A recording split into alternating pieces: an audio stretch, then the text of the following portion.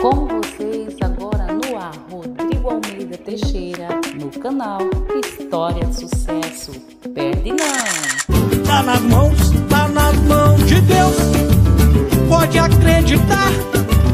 Bota pé na vida, confia que vai variar. Tá nas mãos de Deus, pode acreditar. Tudo tem seu tempo, mas tem que saber esperar.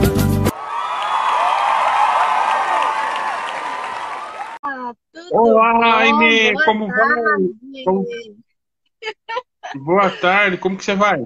Que bo- Estou bem, e você? Como foi de tarde aí? Beleza, eu tava tirando uma sonequinha, né, descansando da vacina, né, que eu me Ah, vacinei.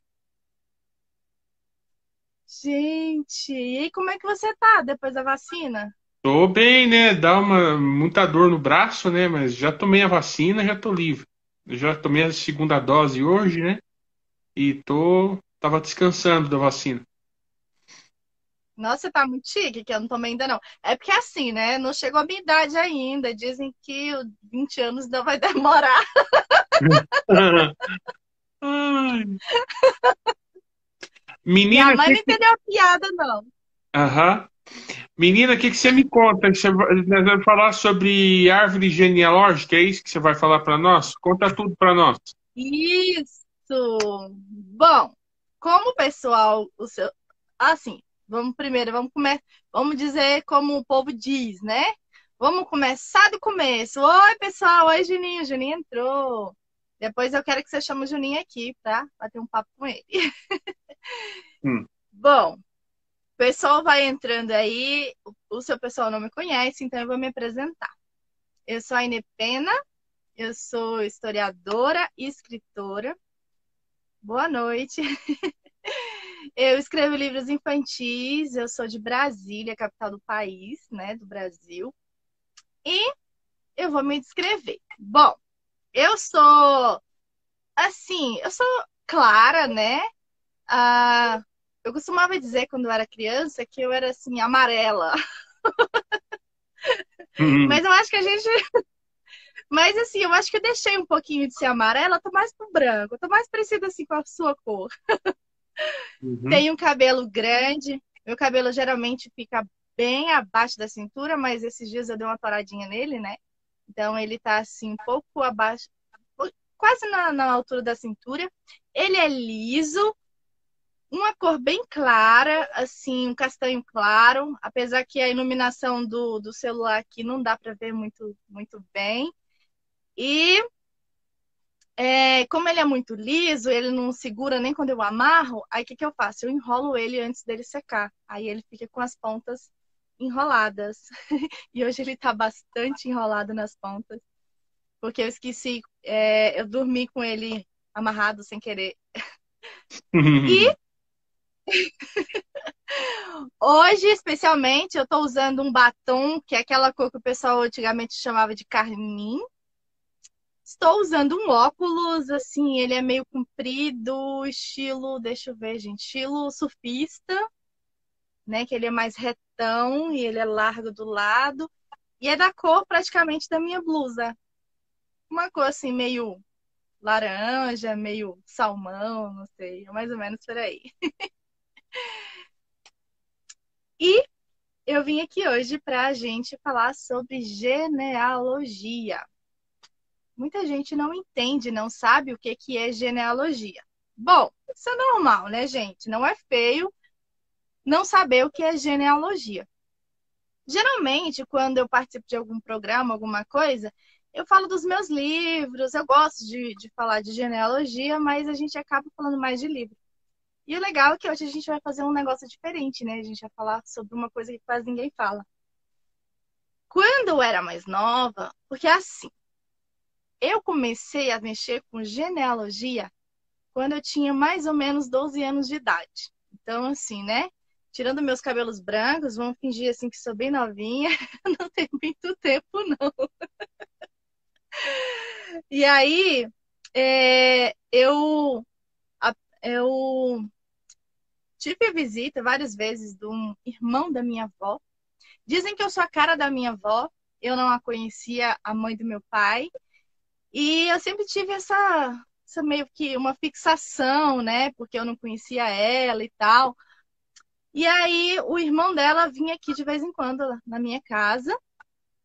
E ele sempre me pedia para ajudar a fazer a árvore genealógica da família, escrevendo para ele a parte daqui da minha família. E aí eu acabei gostando da ideia e passei, desde então, a fazer a minha parte da minha pesquisa. E aí eu sofri bastante nesse tempo todo, porque nem todo mundo da família gosta disso. Na verdade, a maior parte da família não gosta dessas coisas. E muita gente criticava. Ah, mas pra que você faz isso? Ai, que coisa chata e tal. E eu recebi um montão de críticas. As pessoas não sabiam o que que era e criticavam bastante. Mas era aquele negócio, né? A pessoa não sabia o que era. E aí, quando eu começava... Oi, minha irmã! Minha irmã acabou de entrar, a Enia. E aí, eu começava a contar sobre a genealogia e as pessoas passavam a gostar. É aquele negócio, né? A gente só não gosta daquilo que a gente não conhece. Dificilmente a gente, depois que conhece alguma coisa, a gente, né, passa a desgostar daquilo. Você teve muita dificuldade no começo para trabalhar com esse assunto? Pois é. Assim, como a genealogia é o estudo da árvore genealógica, né, das linhagens, da família e tal, eu era muito criança na época, então eu pedi ajuda pro meu pai. Aí eu ficava perturbando meu pai, né? Pai, qual é o nome dos seus irmãos? Aí eu anotava no caderninho. Eu tinha um caderno aqui que minha mãe depois jogou fora. E aí eu anotava, né? O nome dos irmãos do meu pai. E aí eu ficava assim, gente, mas como assim? Minha avó pariu 10, né? E aí eu ficava, ué, mas da família do meu pai, é meu pai mais quantos? E eu nunca conseguia contar. E aí eu fiquei naquela curiosidade, fui me aprofundando, né? Meu pai ia me contando algumas coisas, minha mãe, eu perturbava bastante eles no início. E aí, à medida que eu fui crescendo, tendo mais, né, liberdade, conhecendo um pouco mais da vida, eu passei a ligar para as pessoas, né? Eu usava o telefone, fazia DDD, porque eu moro em Brasília, minha família não é daqui. E aí eu ligava para todo mundo pedindo ajuda, perguntando um monte de coisa. Nossa, eu já perturbei muita gente. Às vezes eles não gostavam, não queriam responder. Ah, que menina chata, fico perguntando demais. Mas eu consegui bastante dados e aí foi evoluindo, né? Veio a internet, a possibilidade de estar buscando algumas coisas. Quando a internet virou modinha, as pessoas colocavam muita coisa na internet. Então, assim, eu consegui achar bastante dados, até dados de igreja.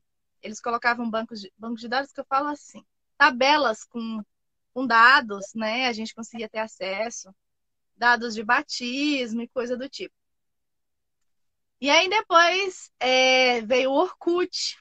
E aí no Orkut foi legal porque deu para conhecer muita gente.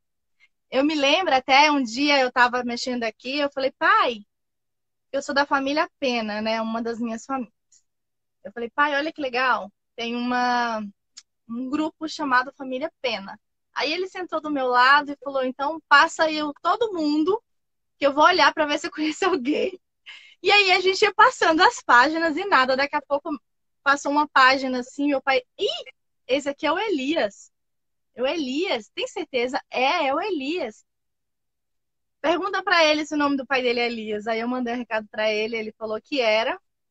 E aí a gente acabou conversando, a gente descobriu que ele morava também aqui em Brasília. E aí, no final das contas, quando o pai dele veio aqui em Brasília visitar, vieram aqui em casa, a gente conheceu os outros irmãos deles, né, sobrinhos. E depois de um tempo a gente foi lá visitar. E aí foi bem legal. E assim, com essa evolução, né, conhecendo as pessoas, eu passei a ter mais idade para poder viajar. Então, eu basicamente passei a tirar todo o meu tempo livre para fazer pesquisa. Eu costumava dizer que era a pesquisa da minha vida. hoje eu digo, é a minha vida, porque a minha vida e a pesquisa é quase que uma coisa só, porque o tempo que eu tô livre, eu tô fazendo alguma coisa, fazendo alguma pesquisa, assim, buscando, tentando achar algum dado, buscando as Você já pessoas. encontrou alguém que você tanto desejava nessas suas pesquisas todas? Pois é. Tchararará.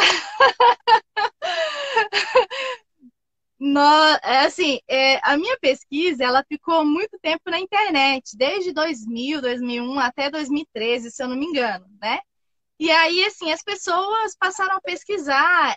A minha pesquisa passou a ser uma espécie de base para outras pesquisas. Então, as pessoas usavam minha pesquisa para tirar dúvidas, para buscar um pouco mais de conteúdo e tal. E aí, depois de muitos anos, outras pessoas também se interessaram pelo assunto, né? E passaram a buscar também. Já tinha pessoas que buscavam, claro, nessa busca toda eu acabei conhecendo algumas pessoas como o seu Elcio, que o seu Elcio fez 102 anos, se eu não me engano. Ele mora no Rio de Janeiro e em 2014 eu conheci ele, e depois, quando foi em 2015, 2013 eu acho que eu conheci ele. Em 2015 eu fui lá no Rio de Janeiro conhecer ele pessoalmente, foi muito bacana. E aí, assim, apareceram várias pessoas que estavam buscando também.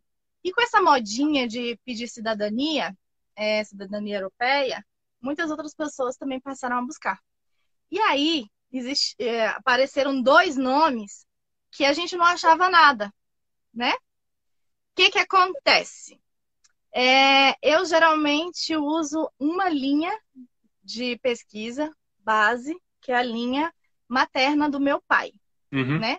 Porque nós temos 4 avós, né? Os pais, pai e mãe do pai, pai e mãe da mãe. Da família do meu pai, a mãe dele é essa linha que eu sigo. A minha avó, ela é, ela é meio que prima do meu avô. Porque a minha avó, ela é filha do segundo casamento do pai dela.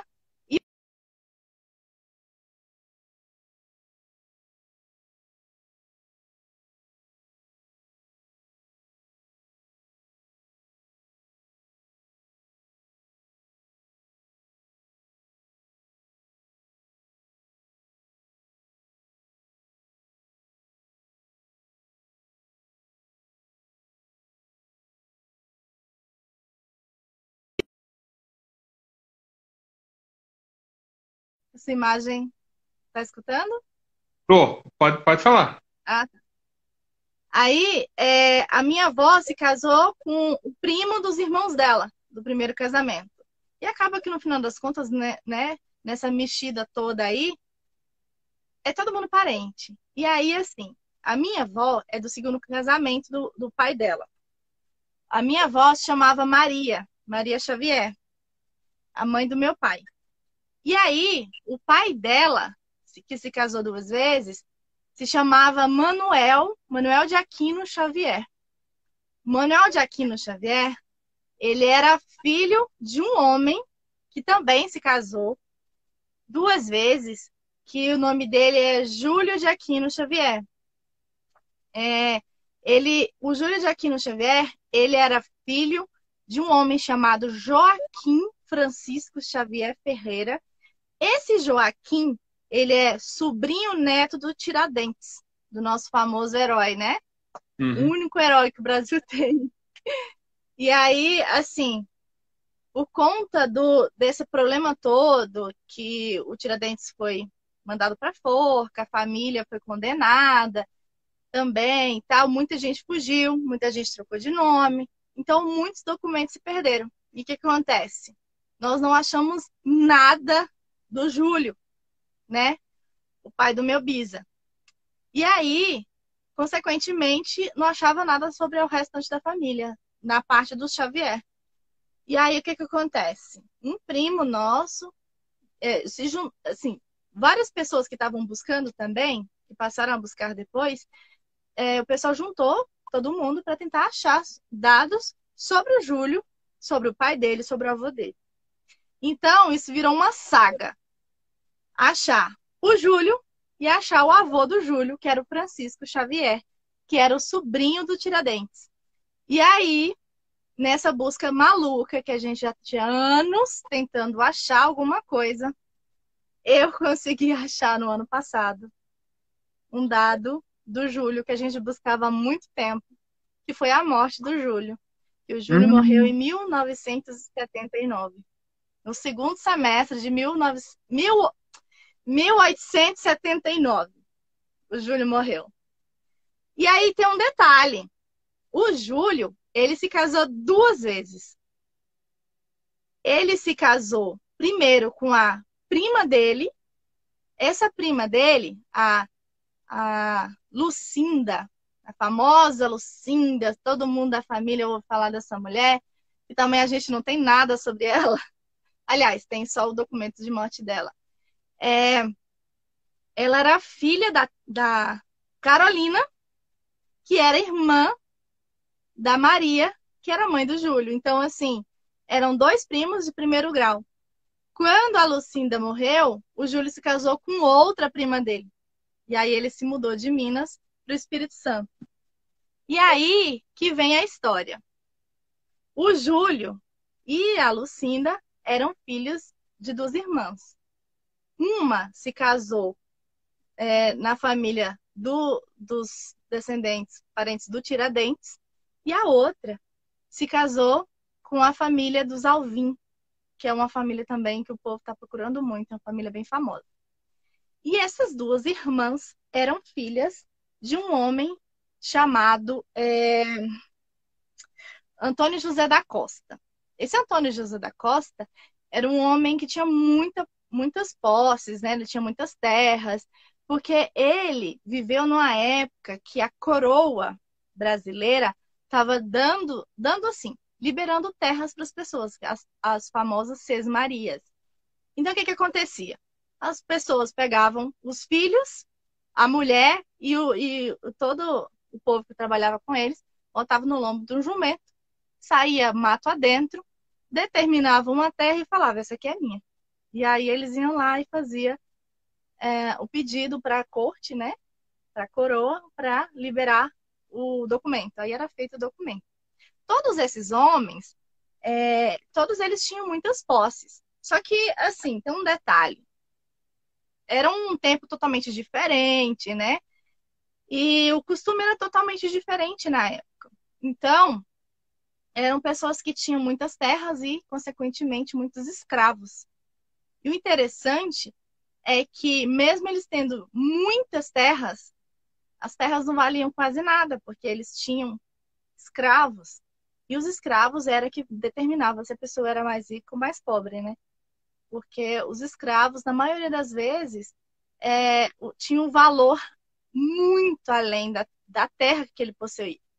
Mesmo que ele possuísse uma terra muito grande, produzisse café, produzisse açúcar ou qualquer outra coisa, o escravo que ele tinha, às vezes um único escravo, valia muito mais do que a fazenda que ele tinha. E é assim, é um mundo totalmente diferente, né? Que a gente vive hoje, são costumes diferentes, visões de mundo diferentes. Eram pessoas, assim, muito... A gente pode dizer, assim, muito ruins, né? Assim, no sentido de maldade, de, né? A pessoa ter escravo, manda bater, manda, sei lá, fazer maldade. Que hoje em dia, nossa senhora, né? Mas era o costume da época, para eles isso era normal. E aí, assim, o que acontece? A linhagem que eu pesquisei, ela vai subindo, subindo, subindo. São, se eu não me engano, 16 gerações. E essa linhagem, ela vai dar numa judia. E no costume judaico, a linhagem judaica, né? O fato de você ser judeu ou não, você adquire através da sua mãe. Então, se você é filho de um judeu e a sua mãe não é judia, você não é judeu. Você só é judeu se a sua mãe for judia. E nessa família, nessa linhagem que eu busco, é engraçado isso, porque olha só. Meu pai é homem, então ele automaticamente não passaria nada para mim. A mãe dele é mulher. Se a mãe dele fosse judia, ela seria judia e passaria o judaísmo para meu pai. Mas ela descende de um homem, né, dessa linhagem. Então, já quebra aí a situação. E o pai dele vem de um outro, aliás, vem de uma mulher, né? A mulher, ela é judia. O meu bisa, ele era considerado judeu nessa questão da linhagem. Mas ele não poderia passar porque ele é homem. E aí ele vem da Lucinda, que a Lucinda é mulher, da mãe da Lucinda, que é a Carolina, a Teresa Carolina, que era mulher, da mãe dela, que era a Maria Luzia, que também era mulher, então ela recebe, era mulher do Antônio José da Costa. E a Maria era filha da Francisca Carlota. A Francisca Carlota era casada com Maurício Antônio Cláudio, que era de Portugal. E assim, todas as mulheres, elas nasceram em Minas. E a Francisca era filha de uma Isabel, que a Isabel era filha de uma Ana, e que a Ana, ela nasceu em Minas Gerais. Mas a mãe dela nasceu em São Paulo, naquela época que eles estavam ainda... não estava criando São Paulo, né? Se formando e tudo mais. E aí a mãe dela chamava Isabel, casada com Lourenço Garcia Fontoura, que era filha de uma Maria Bicudo, dos bicudos. Os bicudos eram pessoas da alta sociedade na época, trabalhava para a corte e tal. E essa Maria Bicudo...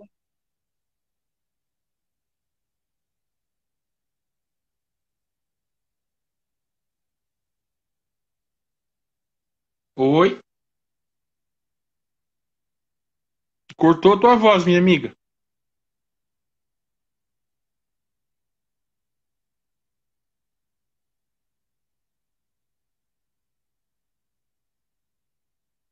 Oxi. Oi, oi, Amy. Alô, alô.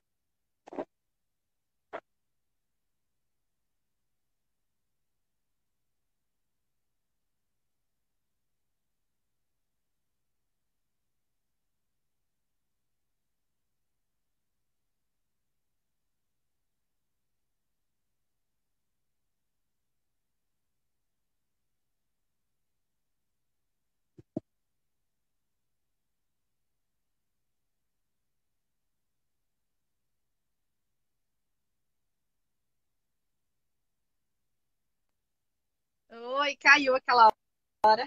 Opa, segura, menina. O tombo foi grande, hein? Segura aí. Opa, segura, porque... Ai, quase doeu. E Então, justo na melhor parte. mas voltemos. Você estava falando da Maria Bicudo, e aí? A Maria Bicuda, essa Maria Bicuda, olha só para você ver a história da Maria Bicuda.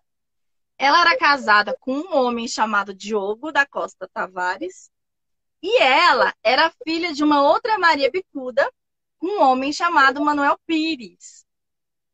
Essa outra, a mãe dela era filha de um homem muito famoso na época, que era tipo prefeito de algumas capitanias hereditárias, aquela coisa assim. Trabalhava diretamente para a coroa. E aí, assim, o que acontece? O pai dela trabalhava com o marido dela. O pai dela era o Manuel Pires. O marido dela era o Diogo da Costa Tavares, da família Costa. E o Diogo trabalhava com o irmão dele. O irmão do Diogo era simplesmente nada menos do que Antônio Raposo Tavares. Aquele famosérrimo que tem até nome de pista, né? Perto de São Paulo e tal. E todos eles trabalhavam com o Pais Leme, né? O Fernão Pais Leme, eu esqueci o nome todo dele. E aí, assim, eram dois irmãos, o Diogo e o Raposo. E os dois se casaram com duas filhas do Manuel Pires, trabalhavam com eles. E aí elas morreram, eles ficaram viúvos e eles casaram depois com duas mulheres do Pais Leme. E os dois eram filhos do Fernão Vieira Tavares. O Fernão, ele foi casado 2 vezes. Então, o Antônio Raposo Tavares e o Diogo, eles eram meio-irmãos.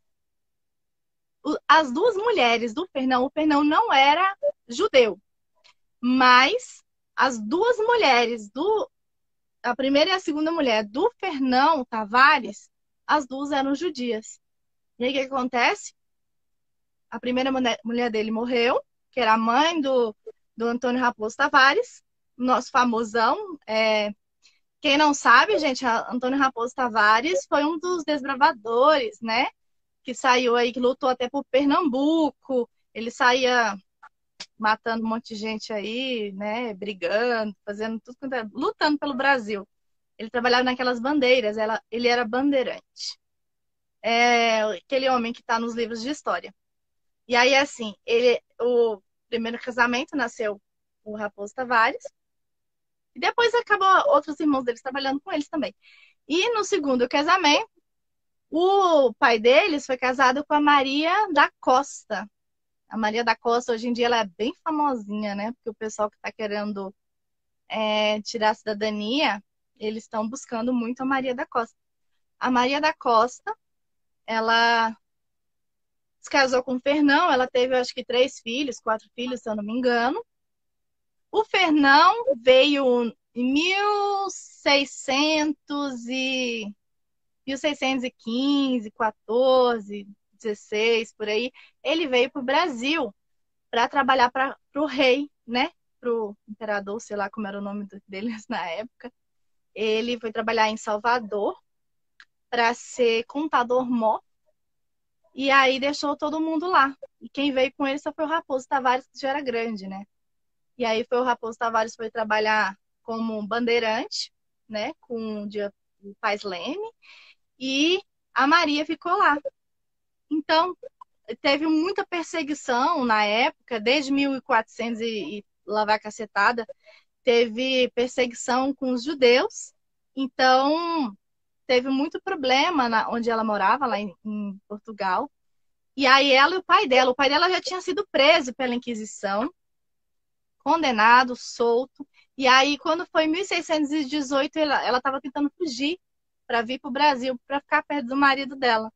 E aí, nessa tentativa de vir para cá, ela foi denunciada em Lisboa, foi presa, foi condenada, torturada e ficou presa de 1618 até 1624, quando ela foi solta.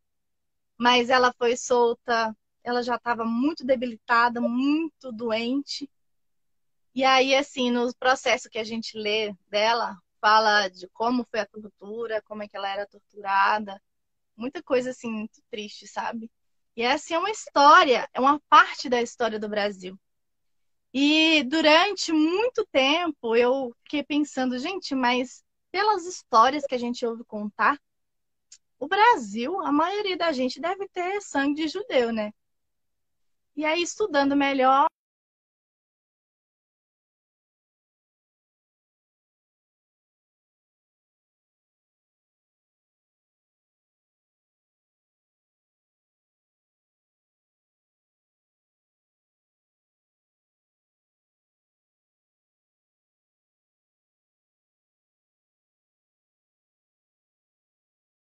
que o Brasil precisava de pessoas para vir para cá, então, por conta disso, mandava ladrões, mandava prostitutas, mas pessoas que eles não comentam, mas que vieram muito para cá, foram judeus para tentar fugir da perseguição. Tá, mas e vir para o Brasil não tinha perseguição aqui? Tinha sim. Só que o Brasil era muito grande, tinha muito mato, então eles conseguiam se esconder melhor, né? E aí, hoje em dia, se você for buscar a sua genealogia, suas raízes, você vai descobrir que lá na frente você tem alguém em comum que era judeu, que veio para cá, que foi condenado, que foi torturado e talvez até morreu na prisão. O pai da Maria da Costa, ele ficou louco, né? Ele foi preso 2 vezes. Quando ela foi presa, ele foi preso também. E naquela época o pessoal assim, aqui em Minas, eu tô em Brasília, mas em Minas, aqui no Brasil, rolava muito até pouco tempo atrás coisas do tipo. Ah, eu não gosto do meu vizinho, eu vou denunciar ele. Ah, minha esposa tá enchendo o saco, vou denunciar ela. Aqui em Barbacena tinha um negócio de louco ali que o pessoal mandava internar as pessoas. Apesar que tá acontecendo de novo isso, né? Eu vi umas denúncias aí esses dias. Ah, fulano é louco, aí manda internar. A pessoa não é louca, a outra só quer se livrar dela. E os políticos faziam muito isso aqui no Brasil. E na época da Inquisição, meu vizinho, eu não gosto do meu vizinho, eu vou lá falar que ele é judeu. E aí a Igreja Católica não queria saber, né? Porque na época a Igreja Católica só queria roubar as coisas, ficar com dinheiro, com os bens das pessoas. Então ela não queria saber se você era judeu ou não. Falou que era judeu, eles iam lá e prendiam. E detalhe, você ainda tinha que pagar a carceragem. Porque ai de você, que você não pagasse para você. Você tinha que pagar pela pessoa que ficava lá cuidando de você, você tinha que pagar pelo aluguel da cela. E mais ou menos por aí. E é Uhum. terrível, apesar que não mudou muito, né? Só mudou de endereço e de motivo, né? Uhum.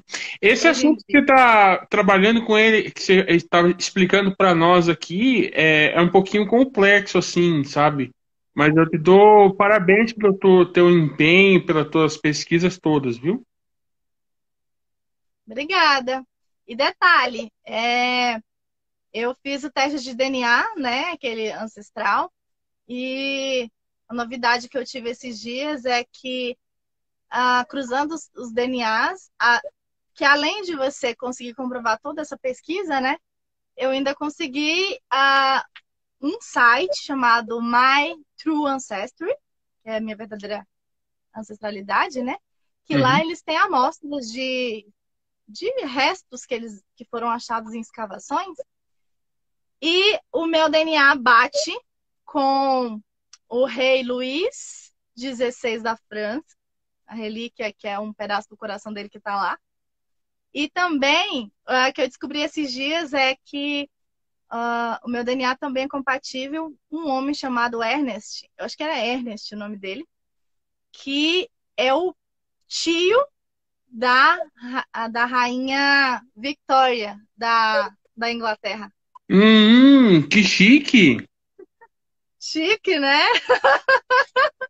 É muito legal, é muito divertido, sabe? Cada vez que você acha uma coisa assim, é muito, muito divertido. Você já fica faceira com isso. Oi?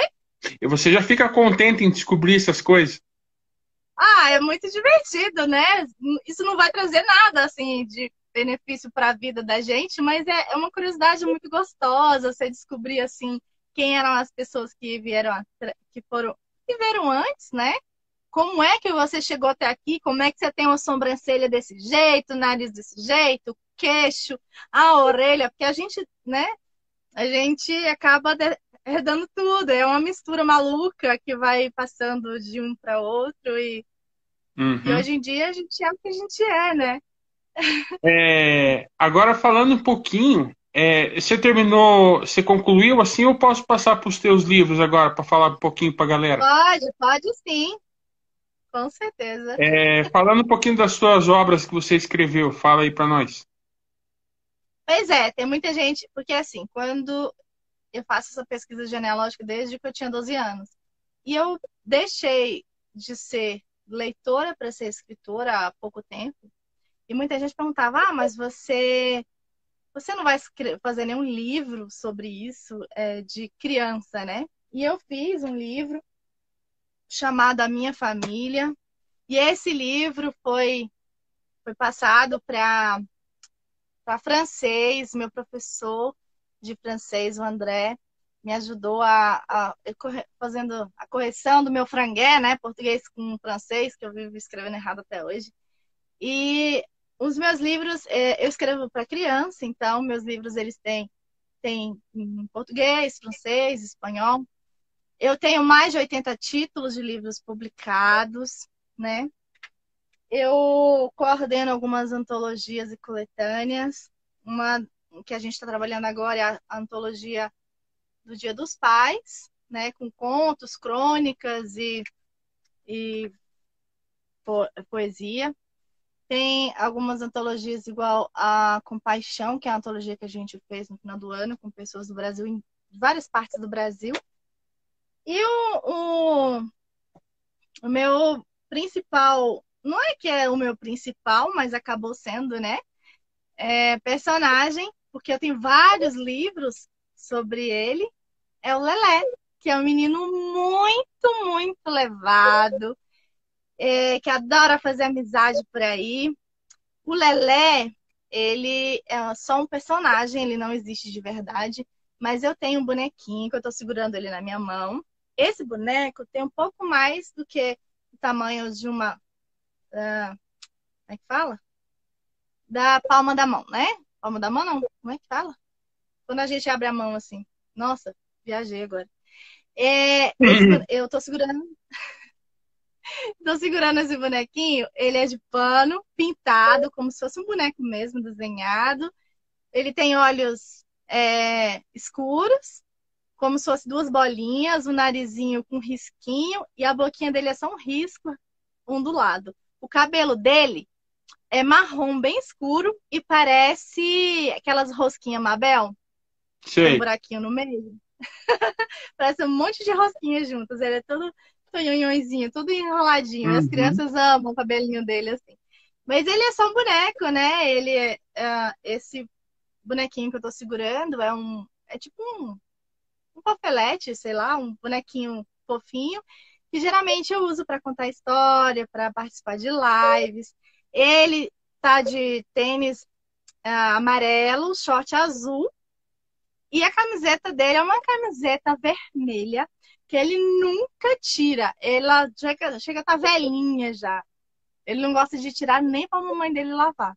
Vive com essa camiseta e tem até um livro contando sobre essa história da camiseta dele, que é o Lelé e as Cores.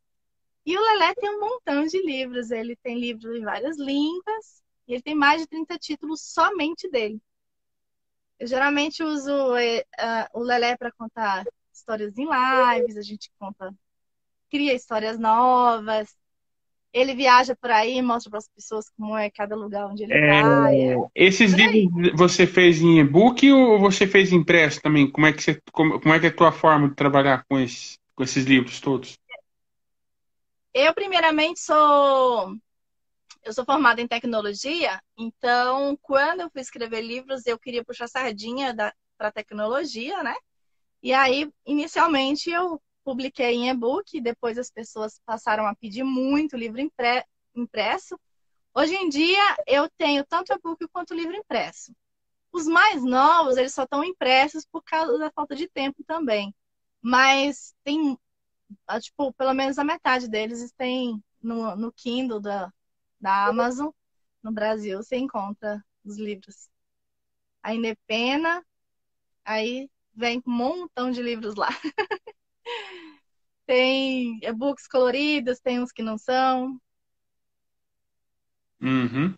E qual que era a novidade que você tinha me deixado curioso no telefone, que você falou que iria contar na live, lembra? Que você falou?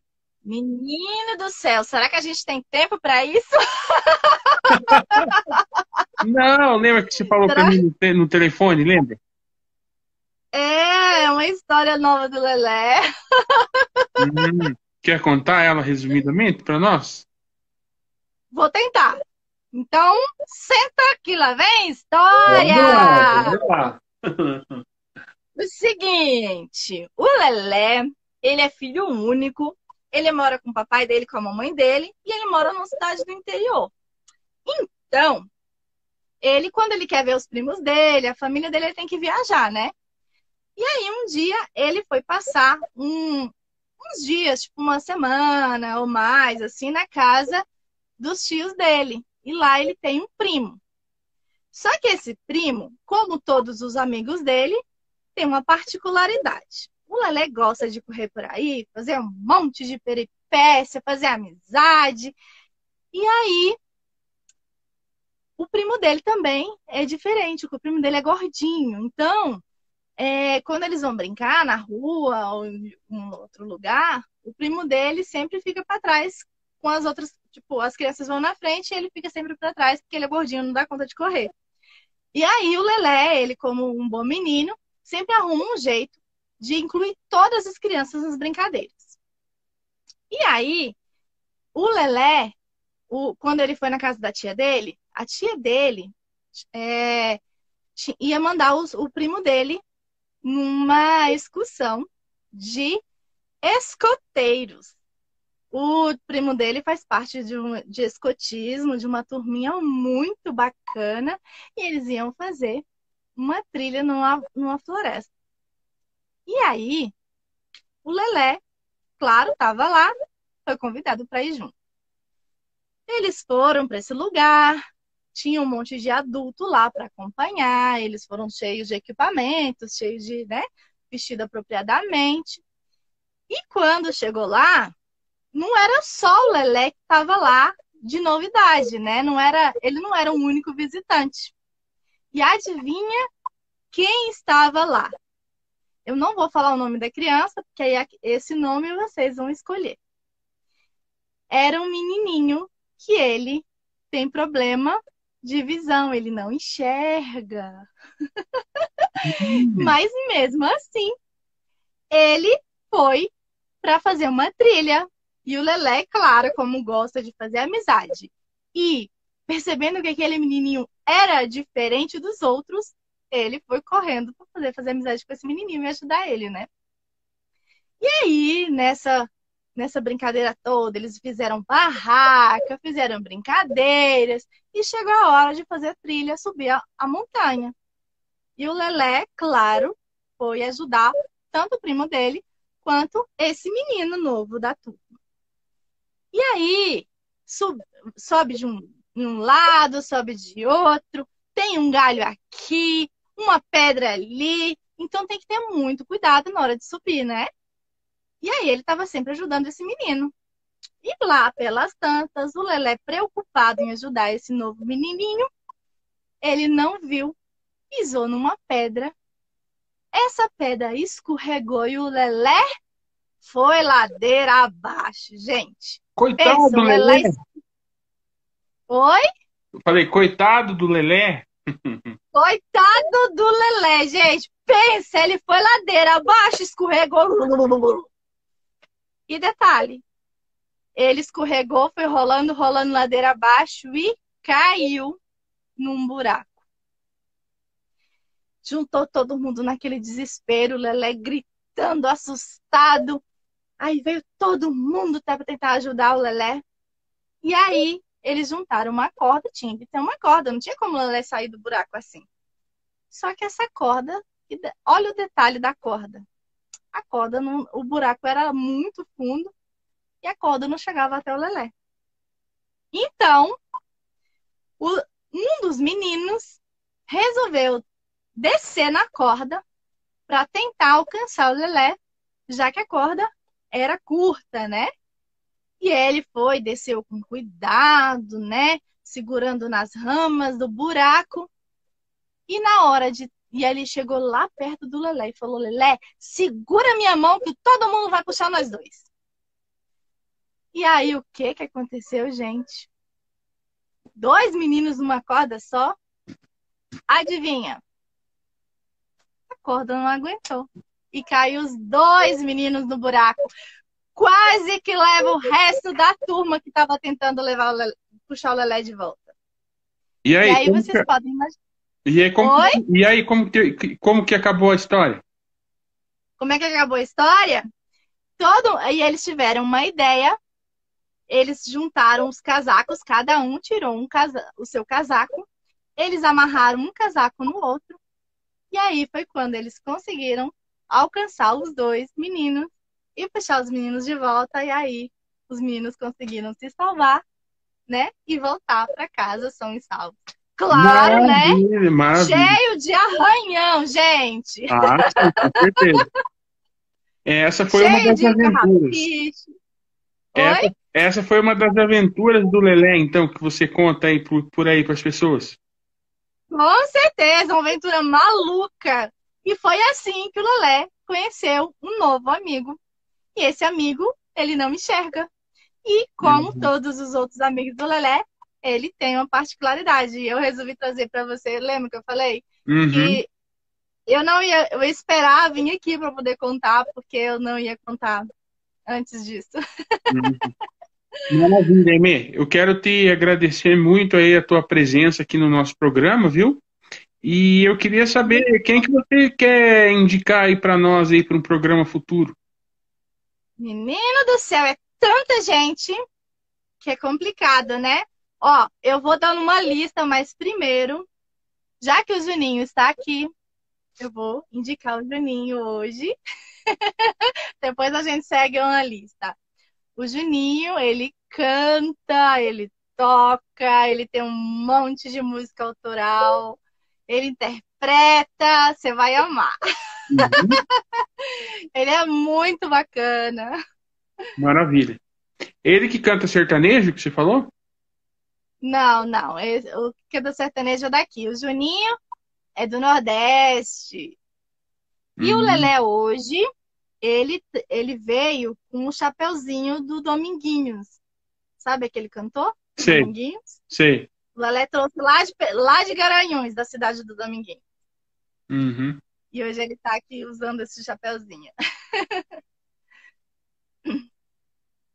O Lelé tá muito feliz de estar aqui hoje. Muito, muito feliz. Ele amou estar aqui, fazer um novo amigo, né?